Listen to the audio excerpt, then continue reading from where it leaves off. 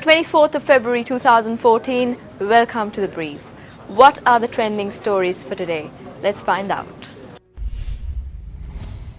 Speaking at a meeting held in Polonnaruwa, President Maithripala Sirisena says that expert advice rendered has not been adhered to during recent disaster management activities. The President said, if needed, a foreign-funded commission will be established in order to prevent disasters. The distribution of compensation to families whose houses were damaged in the recent floods in Polonnaruwa was held at the Pulasti Buddhi Mandap today. Compensation was distributed among families from 393 households destroyed in the floods, as well as to 1,034 families whose houses were damaged.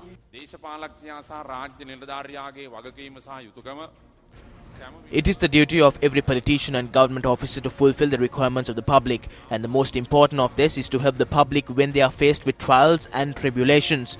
After observing incidents that occurred in the recent past, I came to realize that the reports published by experts in this regard had not been taken into consideration at the time.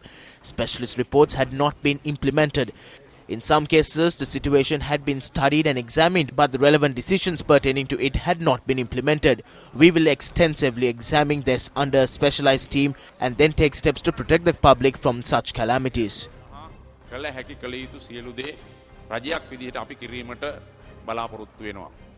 Minister John Amratunga, who also addressed the gathering, stated that the Chinese government has provided special funds for disaster management.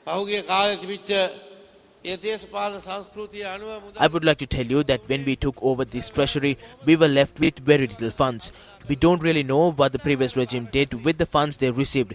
We don't know on what it was spent. That is why, in accordance with the Foreign Aid Act, we had to decide to aid those who had been affected by the floods. I'm thankful to the Chinese government, which will send us equipment worth $1 million in the coming days, after considering requests made by the President following discussions held recently.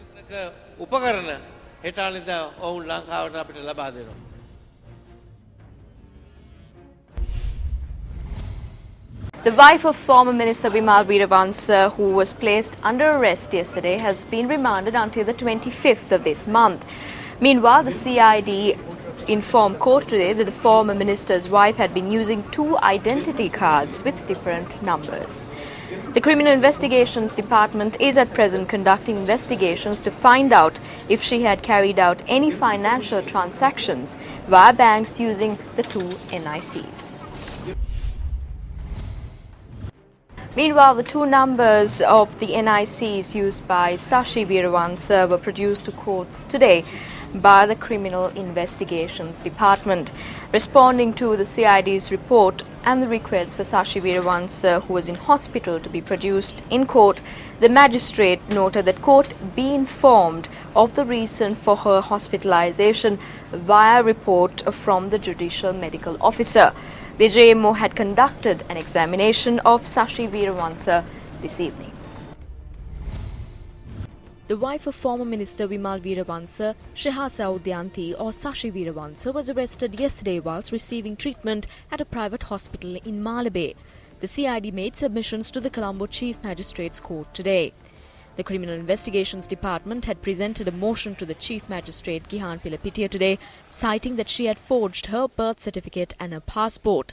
Meanwhile, the two numbers of the NICs used by Sashi Weerawansa were produced to courts today by the Criminal Investigations Department.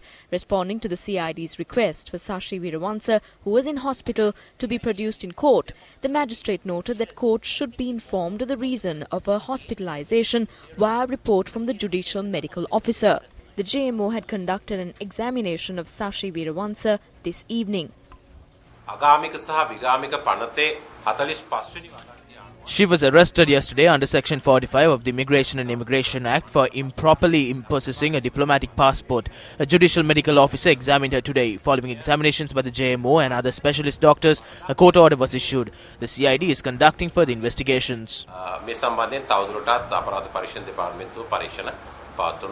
Meanwhile, the Special Investigations Unit at Police Headquarters recorded a statement from former Minister Vimal Weerawansa today. The statement was recorded over a complaint lodged by the Mayor of Kaduwala G.H. Buddhadasa that the former minister had held an illegal procession during campaigning for the 2011 local government elections. I was called here to the Special Investigations Unit of the CID today to make a statement over a complaint that was made in 2011. So I made my statement before them. They may call me up again. This is one complaint and that is another. These are two separate complaints. There is one complaint against my wife and one against me. නෝනට එක පැමිණිල්ලක් තියෙනවා මට තව පැමිණිල්ලක් තියෙනවා. හිටපු අමාත්‍ය විමල් වීරවංශ මහතා ඇතුළු The complainant had lodged this complaint stating that a group including former Minister Vimal Veeravansa travelled in the procession and that when his procession was about to start, the police had not allowed it. It cited the incident as being in violation of local government election laws. Several days ago, he had called for this to be re-investigated. Thereby, the Special Investigations Unit at Police Headquarters has launched an investigation. විමර්ශනයක් පොලිස් මුලස්ථානයේ විශේෂ විමර්ශනයකකයේ මගින් ආරම්භ කළා. Minister of Housing and Samurdhi Sajid Premadasu says that the land that was allocated for a racing track in Hambantota will be vested in the people of the area.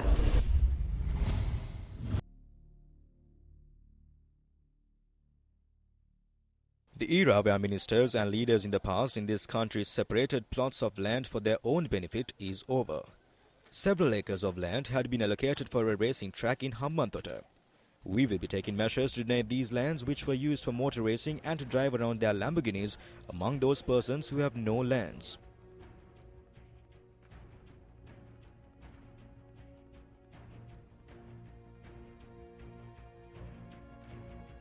Party leader and former president of Maldives, Mohammad Nasheed, was escorted by the police to the criminal court last evening. Former President Nasheed, along with key members of his administration, faced terrorism charges for the wrongful detention of Criminal Court Chief Judge Mohammed Abdullah 3 years ago during his term as president. Newsfirst is in possession of images that were taken as police officers dragged the former president of the Maldives into the courtroom. Minutes before, Nasheed was seen smiling as he exited a prison vehicle and made his way to the courtroom entrance.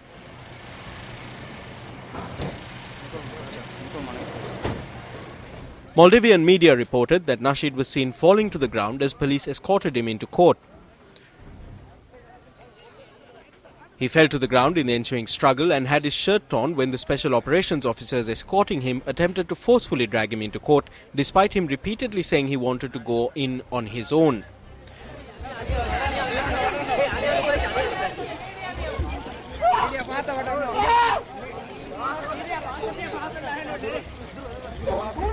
That's a wrap of this edition of The Brief. Remember, you can like, subscribe, or even leave your comments in the comment box below. I'm Stephanie Lazarus reminding you to always stay briefed.